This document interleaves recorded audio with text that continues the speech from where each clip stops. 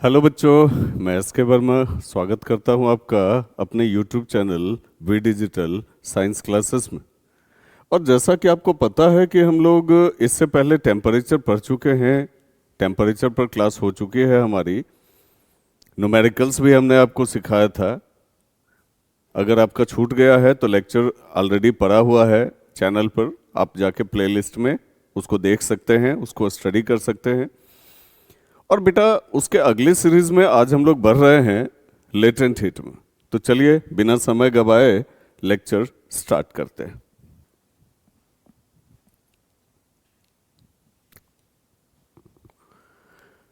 Latent heat कहा किसको जाता है, तो सबसे पहले तो आप ये समझ लो बेटा कि लेटेंट हीट को हिडन हीट कहा जाता है। हिडन हीट कहा जाता है मतलब जो चुपचाप अपना काम कर लेता है। ठीक है, टेम्परेचर शो नहीं करेगा, टेम्परेचर बढ़ा रहा है कि घटा रहा है वो शो नहीं करेगा। चुपचाप कोहेशन फोर्स को ब्रेक करके मैटर के स्टेट को ही बदल देता है। ठीक है, जैसे होता है ना, आपके क्लास में कुछ दोस्त होता होगा जो आपके सामने नहीं आता है कि वो बदमाश है, आपके बारे में आपके किसी दोस्त को बता के आप दोनों में झगड़ा लगा देता है। तो हिडन वर्क करता है, सामने नहीं आता, दिखता नहीं है कि वो इतना चालाक है, इतना बदमाश है, दिखता नहीं है, लेकिन काम कर देता है। वही बात है, जनरली हीट टेम्परेचर बढ़ाने का काम करता है। किसी भी चीज को हीट कीजिएगा, थर्मामीटर रखिएगा, टेम्परेचर बढ़ेगा। तो जनरली हीट जो है वो टेम्परेचर बढ़ाने का काम करता है, लेकिन हीट ऐसा भी काम करता है कि चुपचाप बिना टेम्परेचर बढ़ाए हुए मैटर के स्टेट को चेंज कर देता है। तो उस हीट को बेटा लेटेंट हीट कहते हैं। जब टेम्परेचर बढ़ रहा हो वो लेटेंट हीट नहीं होता है, जब टेम्परेचर कांस्टेंट हो और मैटर अपना स्टेट चेंज कर रहा है वो हीट लेटेंट हीट होता है। चलिए और इन डिटेल बात करते हैं इस पर। पहले तो डेफिनेशन देख लीजिए बेटा। The amount of heat energy required to change the state of matter without raising its temperature, जो मैंने आपको अभी तुरंत बताया। मान लीजिए किसी, यहां ग्राफ देखिए जैसे, किसी सॉलिड को आपने हीट करना शुरू किया। 1 मिनट में समझ में आ जाएगा, ठीक से समझिएगा। किसी सॉलिड को आपने हीट करना शुरू किया, टेम्परेचर बढ़ा, बढ़ता गया, बढ़ता गया, बढ़ता गया। अब इस सॉलिड का मेल्टिंग पॉइंट आ गया तो टेम्परेचर कांस्टेंट हो जाएगा और सॉलिड क्या करेगा, लिक्विड में कन्वर्ट हो जाएगा। तो ये जो हीट का वैल्यू है ना, जब ये कांस्टेंट हुआ है तब जो आप हीट प्रोवाइड कर रहे हैं, जो अमाउंट ऑफ हीट जितना देर तक प्रोवाइड कर रहे हैं, ये हो गया लेटेंट हीट ऑफ फ्यूजन। क्या हो गया बेटा, लेटेंट हीट ऑफ फ्यूजन। पिघलाने वाला, मेल्ट करने वाला लेटेंट हीट ऑफ फ्यूजन होता है। चलिए आगे बढ़ते हैं। अब उस लिक्विड को हमने पूरा पिघला लिया, जितना लिक्विड था हमने सबको पिघला दिया। अब फिर हम गर्म कर रहे हैं, तो अब क्या होगा, फिर टेम्परेचर बढ़ेगा और कहां तक पहुंचेगा, बॉइलिंग पॉइंट तक पहुंचेगा।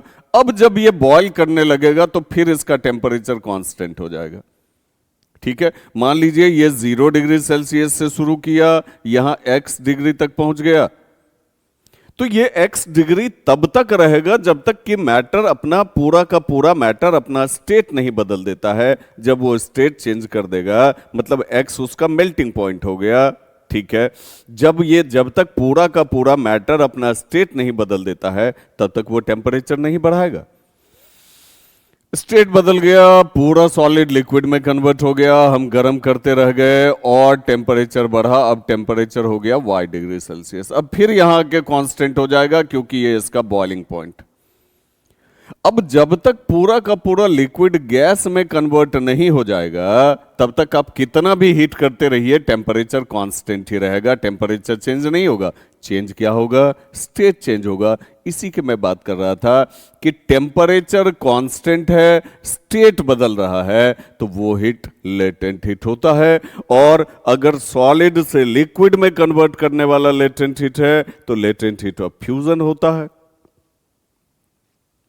और लिक्विड से गैस में कन्वर्ट करने वाला लेटेंट हीट है तो लेटेंट हीट ऑफ वेपराइजेशन होता है। समझ में आ रही है बात?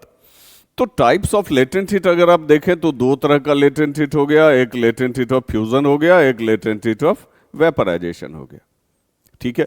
हाँ, जब ये पूरा गैस में कन्वर्ट हो गया, क्लोज्ड कंटेनर आप यूज कर रहे हैं, उसके बाद हीट करेंगे तो फिर टेम्परेचर बढ़ेगा, फिर कोई दिक्कत नहीं होगी। ठीक है।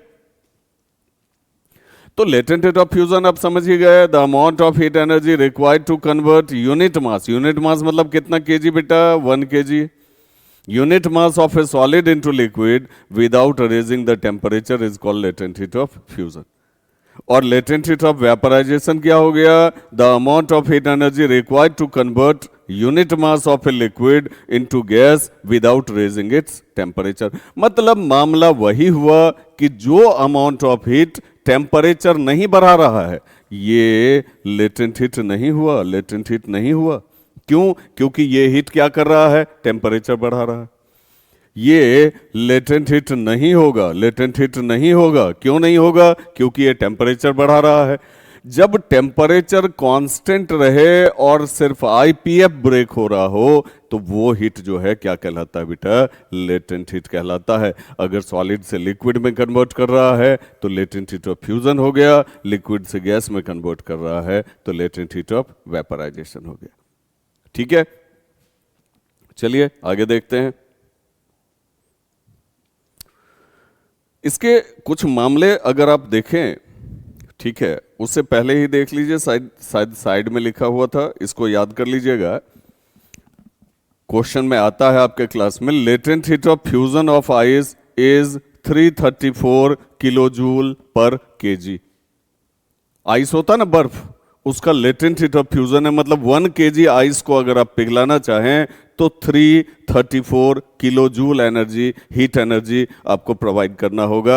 और अगर वाटर का लेटेंट हीट ऑफ वेपराइजेशन देखें, मतलब वाटर को आपको वाटर वेपर में कन्वर्ट करना है, 1 kg वाटर को, तो 2260 किलो जूल चाहिए 1 kg वाटर को क्या करने के लिए बेटा, गैस में कन्वर्ट करने के लिए। ठीक है। तो अब देखिए, जो मैं आगे बता रहा था आपको, उस चीज को जरा सा देखिए कि मान लीजिए कि ये एक सॉलिड है, एक सेकंड, मान लीजिए कि ये एक सॉलिड है और इसका टेम्परेचर है 20 डिग्री सेल्सियस, इनिशियल टेम्परेचर है 20 डिग्री सेल्सियस, इसका मेल्टिंग पॉइंट दिया है 70 डिग्री सेल्सियस। आप इसको हीट करो, अभी ये नहीं पिघलेगा, हीट करते जाओगे करते जाओगे करते जाओगे, इस सॉलिड का टेम्परेचर अब बढ़ के हो गया कितना डिग्री सेल्सियस, 70 डिग्री सेल्सियस। तो ये हीट क्या कर रहा है बेटा, तो ये टेम्परेचर बढ़ा रहा है, ये लेटेंट हीट नहीं होगा। चूंकि लेटेंट हीट का कॉन्सेप्ट है ऐसा अमाउंट ऑफ हीट एनर्जी जो, बताइए, टेम्परेचर को इफेक्टेड नहीं करता है, स्टेट इफेक्टेड कर देता है, स्टेट को चेंज कर देता है। सही है ना?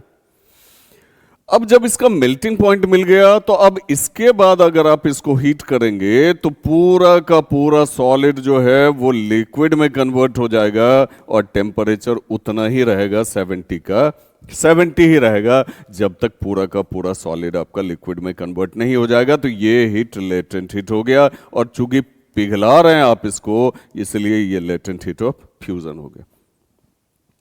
दूसरा एग्जांपल लेते हैं बेटा, मान लो कि ये एक लिक्विड है और इसका टेम्परेचर है, सपोज करो 10 डिग्री सेल्सियस, इनिशियल टेम्परेचर जब हमको दिया गया था, और इसका बॉइलिंग पॉइंट, लिक्विड को तो बॉइलिंग पॉइंट ही होगा ना, आप जानते हैं ना, तो इसका बॉइलिंग पॉइंट मान लीजिए है 90 डिग्री सेल्सियस।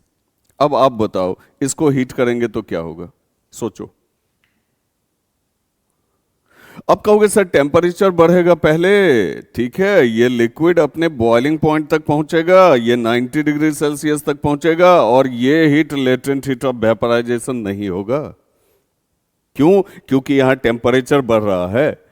लेकिन अब इसका क्योंकि बॉइलिंग पॉइंट गेन हो गया है, बॉइलिंग पॉइंट अटेन हो गया है, इसके बाद अगर इस लिक्विड को हीट करेंगे तो अब ये लिक्विड गैस में कन्वर्ट होगा और टेम्परेचर 90 का 90 ही रहेगा, जब तक कि पूरा का पूरा लिक्विड गैस में कन्वर्ट नहीं हो जाता है। अब शायद बहुत ही अच्छी तरह से आपका कॉन्सेप्ट क्लियर हो गया होगा। ये लेटेंट हीट ऑफ फ्यूजन हो गया बेटा, और ये लेटेंट हीट ऑफ वेपराइजेशन हो गया। आगे बात समझ में? लेटेंट हीट समझे, जो टेम्परेचर को तो कांस्टेंट रखता है, टेम्परेचर को तो कांस्टेंट रखता है, खाली उसका कोहेशन फोर्स जो है वो ओवरकम करके स्टेट ऑफ मैटर को चेंज कर देता है, वो amount of heat latent heat कहलाता है। ठीक है, समझ में आ गई बात? बिल्कुल कॉन्सेप्ट क्रिस्टल क्लियर हो गया? तो अगर आप एक एक टॉपिक पर अपना क्रिस्टल क्लियर कॉन्सेप्ट चाहते हैं तो निश्चित ही मेरे चैनल को सब्सक्राइब कर लें, वीडियो लेक्चर को लाइक कर लें, और बेल आइकन तो निश्चित ही प्रेस कर लें, ताकि जैसे ही कोई भी नया लेक्चर अपलोड होता है उसका नोटिफिकेशन आप तक पहुंच जाए। Best of luck, have a good day.